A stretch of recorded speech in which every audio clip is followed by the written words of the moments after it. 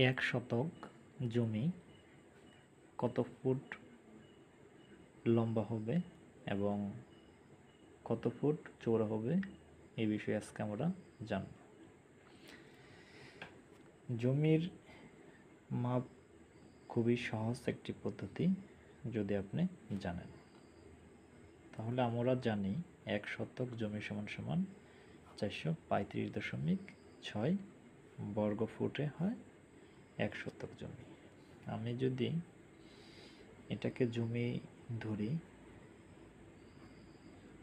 এখানে কতটুকু জমি আছে এই হিসাব যদি করি তাহলে সহজে আপনারা বুঝতে পারবেন। এখান থেকে এই পাশের যে দূরত্ব রয়েছে সেটা আমি 20.87 ফুট ধরি। এই পাশটিতেও যদি এখান থেকে এই পাশটির দূরত্ব যদি 20.87 ফুট ধরি, অপর পাশেও যদি এখান থেকে এই পাশটির দূরত্ব যদি ধরা হয় 20.87 ফিট,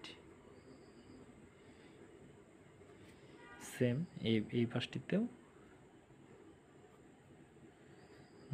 দৈর্ঘ্য 20.87 ফুট। চারটি পাশেই মাপ আমি একই দিয়ে আপনাদেরকে এই 1 শতক জমির হিসাব ক্যালকুলেশন করব। তাহলে ক্যালকুলেশন করি। 20.87 গুণন 20.87 আসতেছে 435.56। তাহলে আমরা জানি 435.55 1 শতক।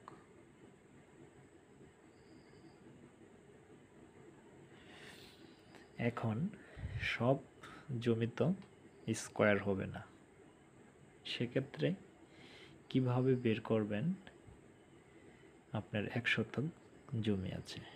আমি এখানে সমস্ত মাপগুলোকে একই রেখেছি বিদায় খুব সহজে আপনারা বুঝতে পারলেন। 20 ফিট মানে 21 ফিট থেকে কিছুটা কম, 21 ফিট থেকে কিছুটা কম, 21.5 থেকে একটু বেশি, রাউন্ড ফিগারের নীল ধরলে এটাকে 21ই বলা হয়। 21 ফিট বা 21 ফিট জমিকে যদি আপনি দৈর্ঘ্য বস্তে মাপেন, দৈর্ঘ্য 21 ফিট, বস্তে 21 ফিট, সাধারণত গ্রাম অঞ্চলে এটা ব্যবহার করা হয়ে থাকে 21 ফিট বা 21 ফিট, কিন্তু 21 ফিট থেকে কিছুটা কম রয়েছে। তাহলে 400 আমরা দুইটিকেই যদি গুণ দেই 20.87 গুণন 20.87 দুইটিকেই যদি আমরা গুণ দিই তাহলে বর্গ ফিট আসবে। তাহলে আমরা আগেই জেনেছি 1 শতাংশ জমি সমান 435.6 বর্গ ফিট।